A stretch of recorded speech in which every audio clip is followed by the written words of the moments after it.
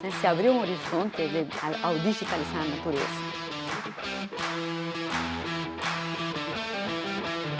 Vamos aprofundar um pouquinho mais, então, esta questão do corpo como máquina, mas máquinas diferentes. Por um lado, mecânica, né, moderna, e por outro lado, cada vez mais digital.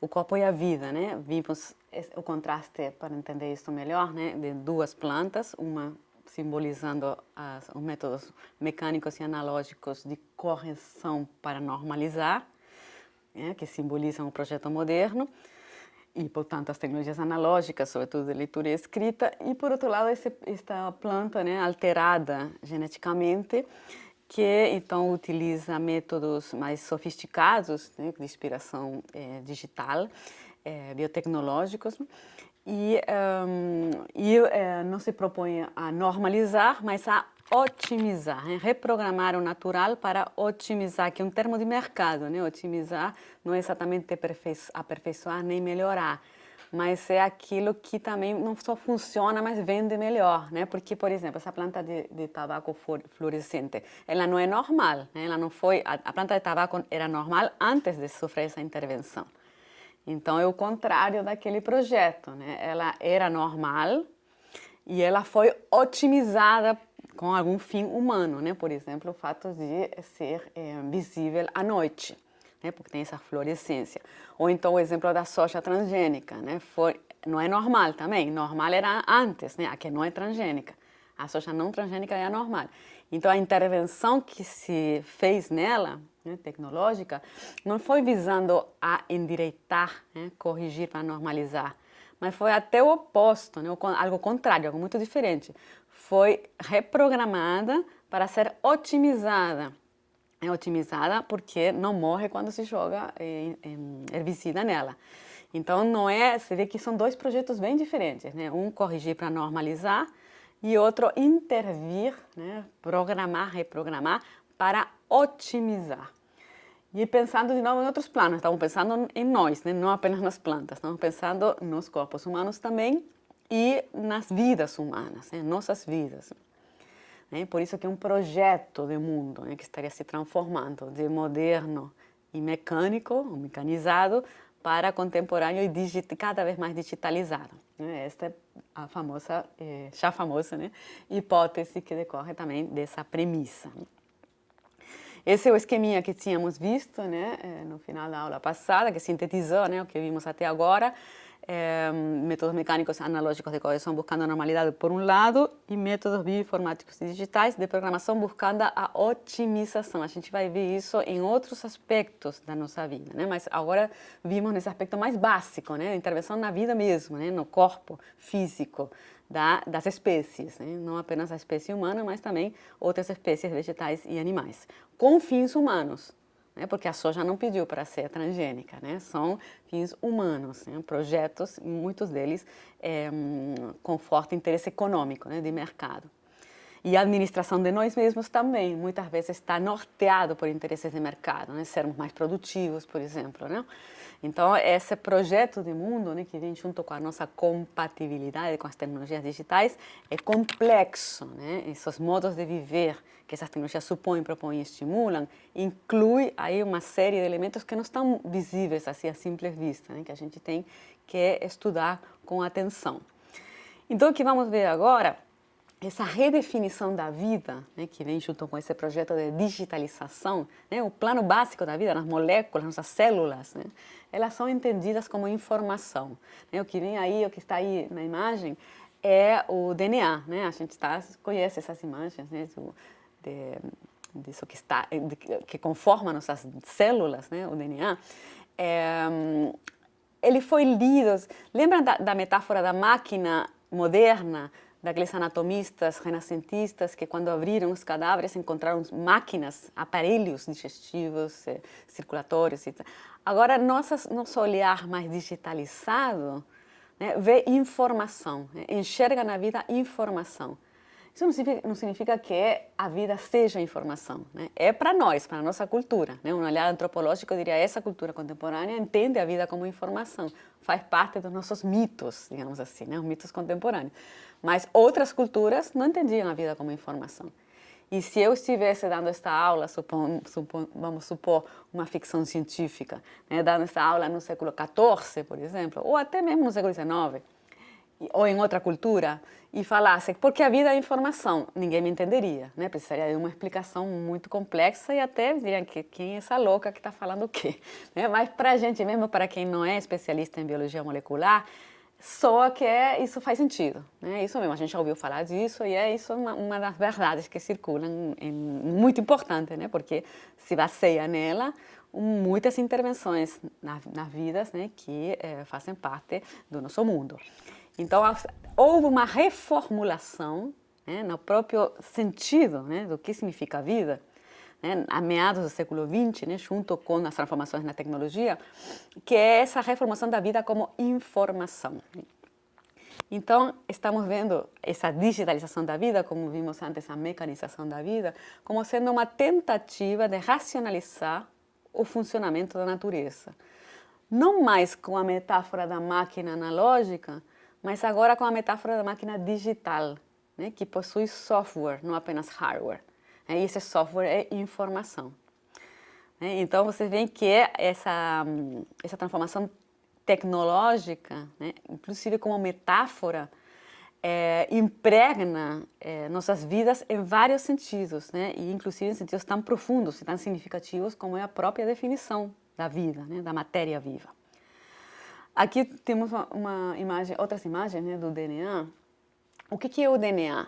Bom, vocês devem lembrar o ácido desoxirribonucleico. Não sei se vocês lembram das lições, né, da escola de ensino fundamental de biologia, né? É um ácido, ou seja, é uma substância, né? Como aquela que os anatomistas medievais ou renascentistas, quando abriram o cadáver, encontraram, né? Fluidos, enfim, uma matéria que conforma nossos corpos. Mas esse ácido foi decodificado como informação. Então tem as letrinhas, né? A, C, G, Q, T, que representam substâncias que conformam esse ácido. Mas não é que a gente tenha letrinhas dentro de nós. Né? Não há letrinha, não há um código, não há linguagem. Mas ele foi pensado como linguagem e código porque são metáforas justamente dos cientistas que descobriram isso e da cultura que eles faziam parte. Então, foi entendendo essa substância como linguagem, foi possível intervir nela para conseguir, por exemplo, a soja transgênica e a planta de tabaco fluorescente. Somente porque entendemos a vida como informação, foi possível misturar informações de espécies diferentes para criar esses seres que não existiam na natureza.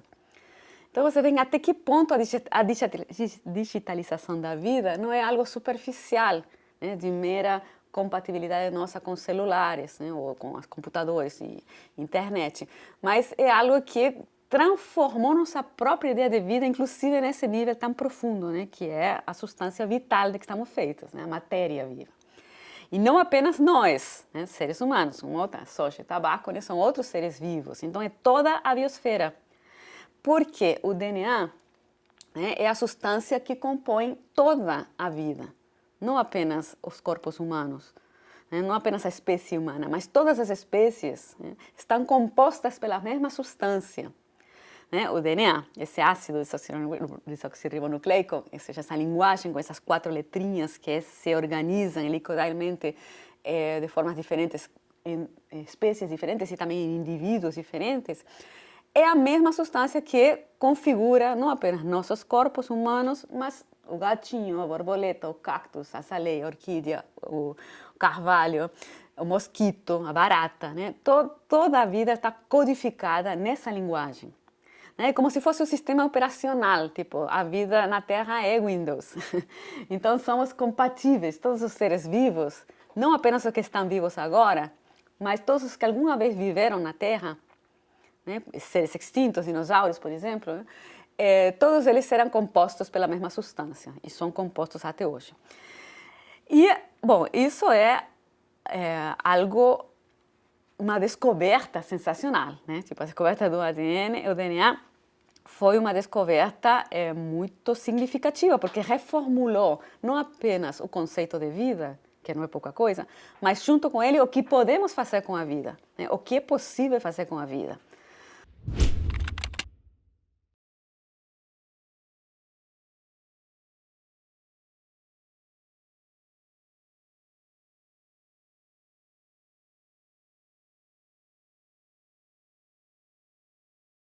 Vamos ver um exemplo, outro exemplo, né? Aqui que temos dois seres vivos, né? Por um lado, um macaco, um chimpanzé, por outro lado, um ser humano, Homo sapiens sapiens. São duas espécies diferentes, parecidas, né? Tanto é que um provém do outro, né? Tem a mesma linhagem, mas são espécies diferentes. Mas são mamíferos, por exemplo, não se trata de um mosquito e um ser humano, ou então de uma orquídea e uma alface, né? São duas espécies próximas. Então, se a gente recorresse à metáfora da máquina moderna, o que diria? Que esses dois corpos, dois tipos de corpos, são parecidos, né? Analogicamente. Tem 4 membros, 2 braços, 2 pernas, caminham de modo parecido, cabeça, né? Então, são parecidos. Comparado com um mosquito ou com uma saleia, né? São bem parecidos. Mas também são absolutamente diferentes. Né? Um homem, outro um macaco. Então, são qualitativamente diferentes, apesar de que têm semelhanças. Então, isso com a máquina moderna, né? Analógica, mecânica. Agora, se a gente faz essa comparação de acordo com todo o instrumental teórico e de ferramentas também da tecnociência contemporânea, por exemplo, a biologia molecular, o que a gente vai ver? São dois seres diferentes, mas eles estão compostos pela mesma substância. E a diferença é mínima, inclusive, é de 2%, sei lá, do genoma que é diferente, no caso do chimpanzé e do ser humano. Então, a diferença não é qualitativa, mas é quantitativa. É a quantidade e a forma de organizar a informação que é diferente numa certa porcentagem. Então, vocês veem como, da mecanização da vida para a digitalização da vida, há mudanças muito importantes, né? Quando muda a metáfora da máquina. Então, o corpo como máquina mecânico é muito diferente do corpo como máquina digital. Porque o que acontece? Agora, depois, com a metáfora digital, em vez de ver máquinas diferentes, como veria a metáfora moderna, né? O cactus é incomparável à abelha, né? O elefante é incomparável com, sei lá, a orquídea ou a barata. Mas com a visão digital da existência, a vida como informação, todos os seres vivos são comparáveis. E a diferença entre eles, em algum ponto, passa a ser meramente quantitativa, né? De quantidade da mesma informação, organizada de forma diferente ou em quantidades diferentes. Então, uma diferença meramente quantitativa. É diferente, é outro relato muito diferente do relato analógico. O que isso implica para sair da abstração? Por exemplo, aqui vemos espécies diferentes, né? Temos um burro e uma égua, né? Espécie do cavalo e espécie do burro, que podem ser misturadas sua herança genética, né? Porque podem ter relações sexuais, né? E se reproduzir sexualmente, porque suas carcaças físicas são parecidas e, portanto, encaixam, são compatíveis analogicamente e podem ter uma descendência, né? Podem parir um ser vivo. E no caso é outra espécie, a mula, né? Híbrida. Isso é possível, portanto, analogicamente, podia ocorrer por acaso na natureza, também, por exemplo, no caso de frutas cítricas, podiam se misturar por polinização, ou podia acontecer com a ajuda da tecnociência analógica, né, mecânica, que podia fazer enxertos, né, fazer misturas e criar espécies, né, que antes não existiam, tipo um novo cítrico, ou então uma nova orquídea, etc.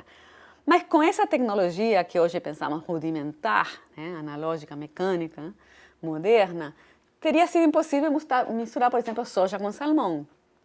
Não tem como. Né? Soja e salmão não podem se misturar sexualmente. Portanto, não vão ter um filho híbrido. Isso não pode ser feito mecanicamente, né? Não pode ser feito analogicamente. Mesma coisa, não se pode misturar coelho com medusa para sair um coelho fluorescente, por exemplo. Não se pode fazer isso mecanicamente. E não se pode misturar também um ser humano com uma gaivota, com um porco, com uma flor. Não é possível. Agora, digitalmente, sim, porque todos eles estão compostos de DNA, a mesma substância. Então, é possível misturar, né, informação do porco com a gaivota. espécies muito diferentes e, inclusive, espécies animais e espécies vegetais. É possível fazer isso. Né? A gente viu a planta de tabaco com vagalume, né? Ou a soja com bactéria. Isso é possível. Então, se abre um horizonte que teria sido inimaginável há algum tempo atrás. Né? Se abriu um horizonte ao digitalizar a natureza.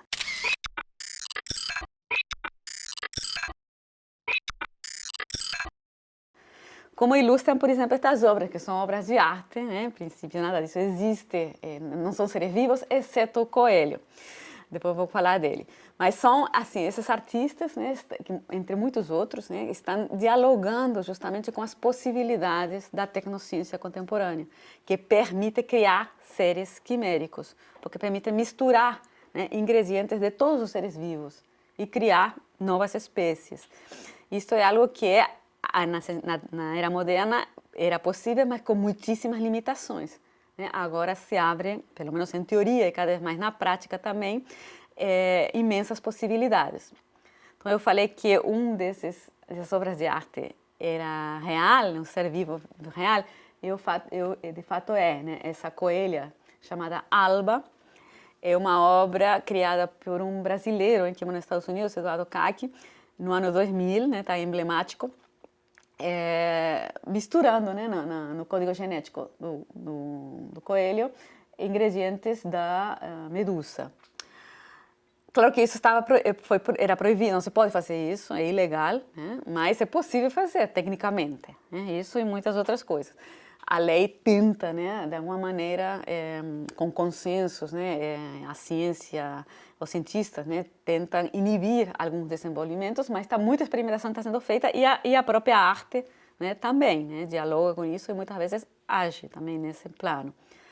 Então essa coelha existiu de fato, né, não era tão verde assim, né, teve aí uns truques meio marqueteiros e tal, mas existiu o projeto, né, e se realizou. Isso imagino que possa remeter, né, nos nossos imaginários, né, a esse filme Jurassic Park, que teve várias sequelas, né, mas que foi baseado num livro, originalmente, é um romance, e é o primeiro filme que fez muitíssimo sucesso, né, de 1993, já século passado, né. Todo mundo lembra, né, o que se narra nessa história é uma aventura, né, dos cientistas que visitavam uma ilha habitada por dinossauros. Mas agora, né, no século XX, na contemporaneidade. Esses dinossauros eram reais, né, e justamente tinham sido ressuscitados, digamos assim, recriados, né, voltaram à vida, apesar de serem espécies extintas, com uma estratégia semelhante à que estamos evocando aqui. Né, um mosquito que tinha mordido um dinossauro, lá na época que os dinossauros viviam, foi conservado numa pedra de âmbar e então o cientista consegue extrair de dentro do mosquito sangue do dinossauro conservado. Né? Então insere esse material genético do dinossauro num ovo de uma espécie contemporânea, tipo um frango, uma galinha, e nasce um dinossauro. Então, assim, isso era ficção na época, mas cada vez mais isso era verossímil, né? A tecnociência contemporânea permite imaginar isso, permitia na época imaginar. E cada vez mais permite fazer, de fato, né? Porque a ciência está avançando muito rápido nesse e em outros âmbitos. Aqui vocês veem uma notícia de 2019, né? Como os cientistas do Japão conseguiram ativar células no mamute que morreu há 28 mil anos. O mamute é uma espécie extinta. Né? Ele foi encontrado na Sibéria, congelado, e encontraram então tecidos moles, né? Congelados, né? Num grande freezer lá na Sibéria. E os cientistas conseguiram ativar células. Né? Então, já é um passo, né? Rumo à recriação dessa espécie. Aqui tem um outro fragmento da notícia. Os resultados dessa notícia indicam que parte do núcleo das células do mamute possuem o potencial para reconstituição. Então, um avanço nesse sentido, matéria de 2019. Aqui tem outra, por exemplo, o professor de Harvard busca ressuscitar, um pouco mais sensacionalista isso, né? Ressuscitar o homem de Neandertal, outra espécie extinta. Aí até talvez mais complicado eticamente, né? Porque é uma espécie do Homo sapiens, né? Muito próxima de nós. E, bom, eticamente seria muito complicado, né? Bom, ressuscitar dinossauros também acabou sendo, né? Não só eticamente complicado. Mas aqui há toda uma série, né, de problemáticas. Mas seria possível, né? É possível, tecnicamente é possível. Provavelmente vai acontecer, né? Porque a tecnociência contemporânea não reconhece muito o limite. Aqui vocês têm uma dica de um filme sobre isso, né? Isso já tem um nome, Desextinção. Esse aqui não é um filme de ficção, é um filme documentário, né? Sobre esses projetos que já estão em andamento de tentar ressuscitar. Ou seja, ressuscitar não é a palavra certa, né? Porque não é os indivíduos mortos não vão ser ressuscitados, mas o material genético dessa espécie que está extinta pode ser reativado e, portanto, esse tipo de ser vivo que já não existia mais poderia voltar a existir. Então, uma palavra que está sendo usada para isso, esse processo é desextinção, né? Aqui é um caso, por exemplo, né? Foi ressuscitado, né? Entre aspas, né? Durante 10 minutos, na Espanha, né? O bucardo se chama, uma espécie de cabra dos Pirineus que tinha morrido, o último exemplar, e foi ressuscitado, recriado tecnicamente usando essas mesmas estratégias, só que nasceu com malformações. Isso acontece muito, né? Como a ovelha Dolly, por exemplo, era um clone, o famoso clone, o primeiro, né? De um animal. Nasceu com muitos problemas, né? Porque claro que é complicado fazer isso tudo, né? Mas é possível, né? E se está se avançando nisso. Com os rinocerontes também se está tentando fazer isso, e etc., né? Há muitos outros projetos. Então, para ver que essas tentativas de racionalizar o funcionamento da natureza, quando passam das metáforas mecânicas para digitais, não se trata apenas, né, de formas de pensar a natureza, mas as formas de pensar a natureza têm implicações no que a gente faz com a natureza, né? Se a mecaniza ou a digitaliza, né? Estamos agora nesse processo de digitalizar, que é muitíssimo mais ambicioso, né, do que a mecanização. Pode fazer muito mais, tem muito mais estragos também, né? Tem muitas possibilidades assombrosas, né, em todos os sentidos. Então, de novo, aqui as imagens das duas plantas, né, que a gente está usando para contrastar os dois projetos, né, duas formas diferentes de intervenção na matéria viva, que correspondem, que emblematizam, né, projetos de mundo diferentes. Por um lado mecânicos, por outro digitais, moderno e contemporâneo, né? Como estamos vendo a partir desse slide que tem tanto a premissa como a hipótese do curso e que aponta para isto, né? Que é o fenômeno que a gente quer entender nos diversos aspectos. Então, o que vimos agora é essa compatibilização de nossos corpos com as tecnologias digitais, nos corpos humanos, mas também os corpos de toda a biosfera, e os modos de vida, né, que elas supõem, propõem, estimulam, que permitem, que habilitam, né, inclusive até formas de vida, né, seres vivos que teriam sido impensáveis no mundo mecânico. E tudo isso tem a ver com nossa compatibilização com dispositivos digitais, né, não apenas os celulares e computadores e internet, mas também, por exemplo, este tipo de dispositivos, né, usados na experimentação da biologia, mas também na medicina, né? Isso que parece um pendrive, por exemplo, é um sequenciador de DNA. Né? É possível, a partir de fragmentos, por exemplo, da nossa pele ou cabelos, né, extrair o código genético. Se usa isso para fazer provas de parentalidade, por exemplo, né, descobrir quem é o pai da criança. E para outros fins também, né? Identificar no crime, por exemplo, né? Técnicas forenses, né? Quando um criminoso deixa, né, fragmentos de si, né, do seu corpo no lugar do crime, né? E a partir do sangue, por exemplo, ou cabelos, né, é possível identificar, né, quem é essa pessoa, né? E esse quem é, a tecnologia digital parece poder identificar de uma forma 100%, né? É a verdade, né? Pense nos processos de identificação do pai. Se a gente usar metodologias analógicas, né, a gente poderia dizer, são parecidos, né? Tá na cara que é o pai. Ou então não dá, esse não é o pai, nada a ver. Né? Comparações analógicas, né? Pensar, tipo, por exemplo, Maradona, né? Que tem um monte de filhos. Que bom, de volta e meia aparecia, né? Um filho novo, pode ainda aparecer. Aí, será que eu não é? Aí a gente olha, bom, parece, não parece, e se faz uma reconstrução da história, né? Quando que ele conheceu a mãe, se coincidiram em algum momento da vida. Então, se faz toda uma pesquisa, né, analógica, né? Tentando reconstruir esse fato e ver se é verdade ou não é. Mas é falha, né? A gente pensa, bom, será que é, não é? A gente não pode ter certeza. Com a tecnologia digital, pelo menos para nós, né, supostamente é 100%. Tipo, se o DNA diz, então é. Né? Tanto na identificação do pai como do crime. Né? Se tem fragmentos do DNA do criminoso e se comprovou que é, então é. Né? É muito mais fiável. Né? Nossa verdade passa pela... A máquina diz a verdade, a máquina digital. E, por exemplo, também esses aparelhos, tomografia computadorizada, né? A gente pode não estar sentindo nada, mas o tumor está lá e a máquina diz. Ou o contrário, né? A gente sente, mas a máquina não diz nada, então não tem nada. Né? A máquina diz, é mais capaz de ver a verdade ao nos digitalizar, né? Porque a máquina digitaliza o corpo, se torna compatível e por isso consegue diagnosticar. Por isso é que ela pode, né, agir no mundo e em nós, porque consegue ler o corpo humano ao digitalizá-lo. Por exemplo, o cérebro. Né? O cérebro humano não era possível analogicamente ter acesso a ele, porque tinha que cortar o crânio, né? A pessoa morria. Então só a gente tinha acesso ao cérebro morto, e analogicamente a gente tentava entender e não conseguia muito. Né? Mas agora a gente pode ler o cérebro humano funcionando, né? Porque a tecnologia digital consegue ler. E esse aqui é o genoma humano, né? Você vê que parece um programa de computador, né? Então tudo isso vai ver que a gente é compatível com as tecnologias digitais em vários planos, né? Não apenas com o celular.